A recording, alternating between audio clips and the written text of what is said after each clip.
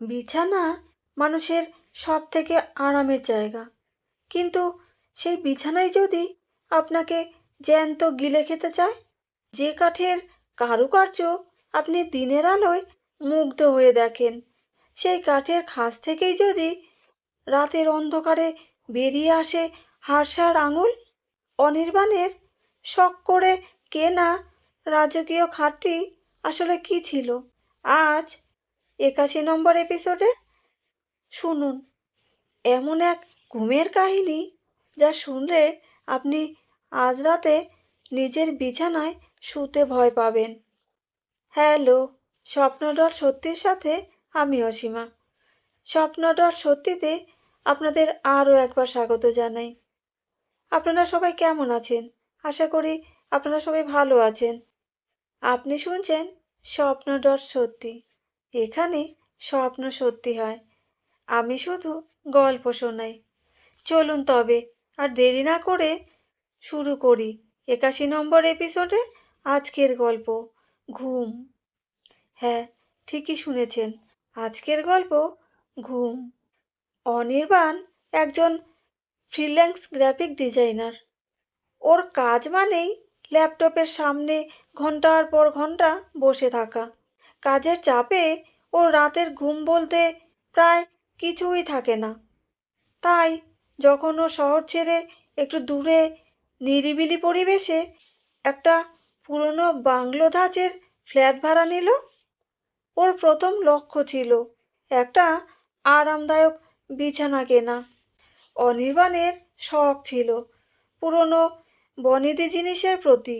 খুঁজতে খুঁজতে ও একদিন শহরের এক ঘিঞ্জি গলির শেষ মাথায় একটা ধুলোবালি মাখা আসবাবপত্রের দোকানে পৌঁছালো। দোকানটি দেখে মনে হচ্ছিল বহু যুগ সেখানে রোদের মুখ পড়েনি। মাকড়সার জালে চারপাশ ঘেরা। দোকানের মালিক ছিল এক অতি বৃদ্ধ মানুষ, যার চোখের চামড়া কুঁচকে প্রায় ঢেকে গেছে। দোকানের এক অন্ধকার কোণে অনির্বাণ দেখতে পেল সেই খাটটি। কালো, মজবুত সেগুন কাঠের ওপর অদ্ভুত সব কারুকার্য। কোথাও লতা পাতা, আবার কোথাও কোনো অজানা পশু পাখির মুখ খোদাই করা। খাটটি দেখে অনির্বাণের খুব পছন্দ হয়ে গেল। আশ্চর্যের বিষয় হলো, দোকানদার খাটটির জন্য মাত্র কয়েক হাজার টাকা দাবি করলো। অনির্বাণ অবাক হয়ে টাকাটা দিয়ে খাটটি বুক করে নিল।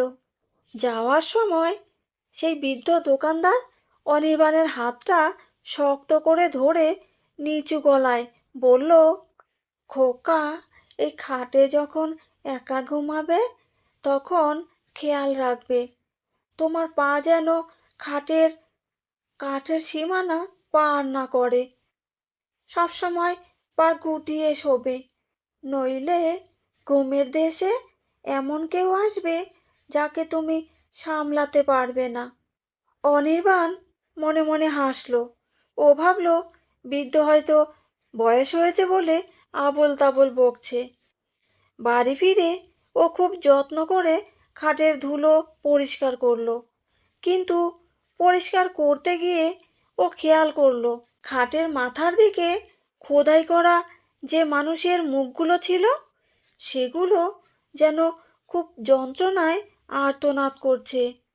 কাঠের গায়ের পলিশটা যেন ঠিক পলিশ নয়, যেন শুকনো রক্তের একটা আস্তরণ। ও ভাবল, এটা হয়তো পুরনো কারিগরের অদ্ভুত শিল্প। সেই প্রথম রাত। জানালার বাইরে ঝিঝি পোকার ডাক, আর মাঝে মধ্যে নাম না জানা পাখির ডানা ঝাপটানোর শব্দ। অনির্বাণ অনেক রাত পর্যন্ত কাজ করে ল্যাপটপ বন্ধ করে খাটে শুয়ে পড়ল। খাটটা অস্বাভাবিক রকমের আরামদায়ক। শোয়ার সাথে সাথেই ওর শরীর যেন তুলোর মতো ভেতরে দেবে যেতে লাগলো। রাত তখন ২:৩০। তখন হঠাৎ অনির্বাণের ঘুম ভেঙে গেল এক অদ্ভুত শিরশিরে অনুভূতিতে। ওর মনে হলো ওর পায়ের বুড়ো আঙ্গুলে কেউ একজন আলতো করে বরফ শীতল কিছু ছোঁয়াচ্ছে। প্রথমে ও ভাবলো হয়তো কোনো পোকা হবে। ও পাটা একটু ঝাড়া দিয়ে আবার ঘুমিয়ে পড়ল। মিনিট 10 পর এবার ও স্পষ্ট অনুভব করলো একটা নয় বরং 5টা হাড়সার আঙুল ওর গোড়ালিটা খুব শক্ত করে আঁকড়ে ধরেছে। সেই হাতের মুঠো এতটাই শক্ত ছিল যে অনির্বাণের হাড়ের ভেতর পর্যন্ত যন্ত্রণায় কোকিয়ে উঠল। অনির্বাণ ধরফর করে উঠে বসল। হাতে থাকা মোবাইলের টর্চটা জ্বালিয়ে ও খাটের নিচে আলো ফেলল, কিন্তু সেখানে কিছুই নেই, শুধু ধুলো আর ঘুটঘুটে অন্ধকার। কিন্তু ও যখন খাট থেকে নামতে চাইল, ও দেখল মেঝেটা যেন ক্রমশ দূরে চলে যাচ্ছে। খাটের 4টে পায়া যেন জ্যান্ত হয়ে লম্বা হতে শুরু করেছে। অনির্বাণ এবার ভয়ে কুঁকড়ে গেল। ও খাট থেকে লাফ দিয়ে নামার চেষ্টা করলো, কিন্তু অদ্ভুতভাবে ওর গায়ের চাদরটা ওর শরীরকে আষ্টে পৃষ্ঠে জড়িয়ে ধরলো। চাদরটা যেন আর সাধারণ কাপড় নেই, সেটা যেন এক পৈশাচিক মাংসল আস্তরণ হয়ে ওকে খাটের সাথে সেঁটে দিচ্ছে। অনির্বাণ দেখল খাটের সেই সুন্দর কাঠের কারুকার্যগুলো ধীরে ধীরে নড়াচড়া করছে। সেই খোদাই করা লতাপাতাগুলো থেকে সরু সরু শিকড়ের মতো বের হতে শুরু করলো, যা অনির্বাণের গায়ের চামড়া ফুটো করে ভেতরে ঢুকে যাচ্ছে। শিকড়গুলো ওর শিরদাঁড়া দিয়ে ভেতরে ঢুকে ওর রক্ত চুষতে শুরু করলো। ঠিক তখনই অনির্বাণ শুনতে পেল খাটের নিচ থেকে সেই বিভীষিকাময় শব্দ, এক ঘরে পৈশাচিক হাসি।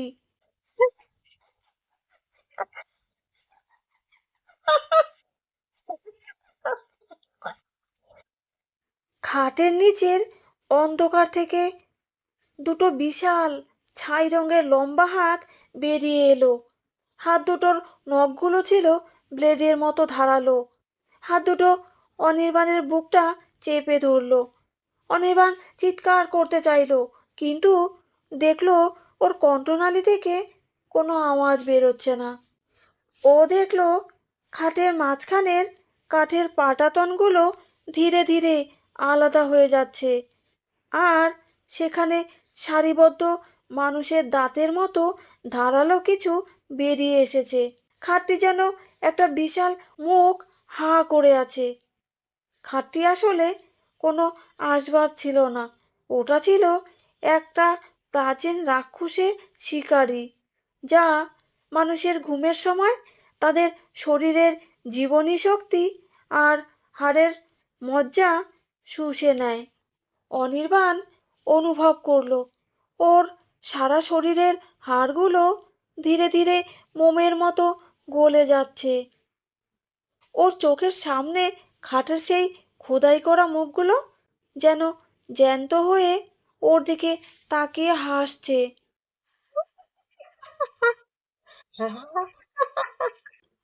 অনির্বাণের শরীরের একাংশ তখন খাটের সেই পৈশাচিক মুখের ভেতরে ঢুকে গেছে।